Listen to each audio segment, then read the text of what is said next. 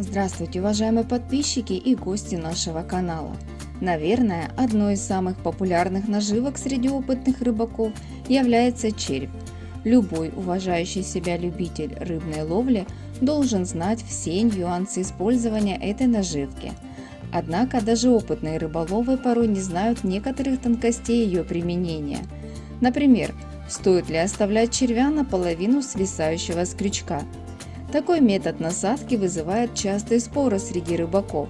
Некоторые считают, что рыба, дергая за свисающий конец червя, будет создавать постоянные холостые поклевки. И в этом случае очень сложно понять, когда же стоит подсекать. Другие насаживают на крючок пучок червей, где все постоянно болтается и никаких проблем с пустыми поклевками нет. Так в чем же секрет? Дело в том, что тут играет роль, на кого вы пошли рыбачить. Если ваша цель на рыбалке крупная рыба, то холостых поклевок не будет, а рыба просто жадно заглотит наживку целиком. Но вот если подошла мелочь, то тут все будет иначе. Небольшая рыба очень осторожна и часто не способна взять наживку целиком, поэтому и будет пытаться объесть ее частями или стянуть червя с крючка, чтобы потом уже спокойно потрапезничать.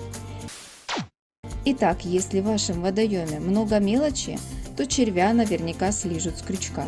Казалось бы, если крупная рыба способна проглотить наживку целиком, то зачем оставлять червяка свисающим? Тут есть один нюанс. Наполовину свисающий червяк занимает большую площадь места лова, а если он еще и жив, то, извиваясь, привлекает к себе дополнительное внимание. В общем, все зависит от ваших изначальных целей и водоема. Если водоем вам не знаком и вы не знаете, есть ли здесь крупная рыба, то после холостых поклевок червя стоит просаживать полностью. А как вы насаживаете червя на крючок? Делитесь своим опытом в комментариях. А чтобы ваша рыбалка была еще более комфортной, в описании под видео вы найдете ссылки на лучшие рыболовные интернет-магазины. На этом все, друзья. Применяйте секреты бывалых рыбаков, и вы всегда будете с уловом. Если вам понравилось наше видео, поставьте лайк. Вам не трудно, а нам необходимо. Поделитесь данным советами с друзьями-рыбаками в соцсетях. И после очередной рыбалки они вам скажут спасибо. Также не забываем подписываться на наш канал и нажать колокольчик, чтобы не пропустить выход нашего следующего видео. Ищите нас в Telegram по ссылке в описании.